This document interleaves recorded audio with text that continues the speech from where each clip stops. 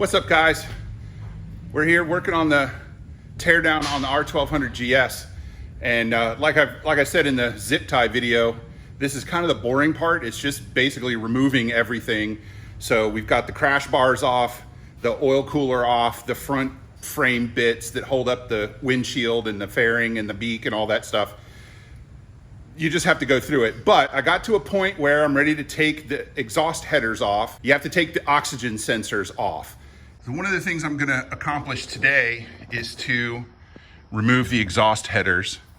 And these I'm trying to be careful with because I do want to use them on my bike. So I hit them yesterday with some penetrating oil, and I'm gonna hit them again today because of the heat cycles and weather exposure. They do tend to get rusty. So I want to get them off. There's gaskets underneath there that I will not try to save. The bash plate will have to come off. And once I get that off, then I'll just drain the oil. It's time for that. I'll drain the transmission oil today too. And to finally remove the header, which is connected to the catalytic converter, there's a bracket here that has two screws, and that's the hanger bracket.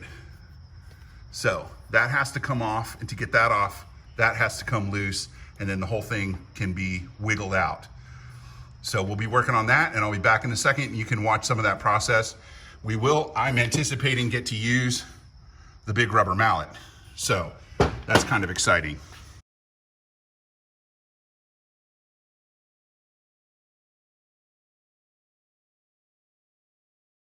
I finally found a legitimate use for a crescent wrench or monkey wrench, depending on what you call it, on a BMW motorcycle. The nut that holds the bolt for the center stand nuts, there's one on each side, has two flat surfaces, and the bolt is really in there. It's got thread lock on it. So this is much more the proper tool than anything else.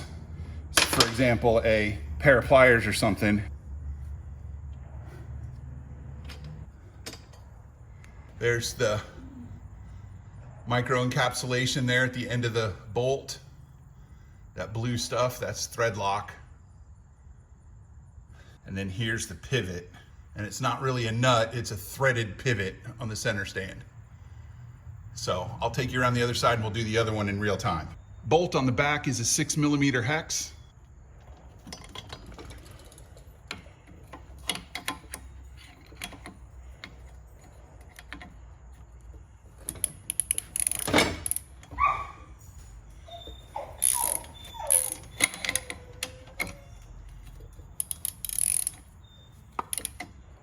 When that micro-encapsulated thread lock gets to the other side of the pivot, it's really difficult to get off. It doesn't want to come out at all.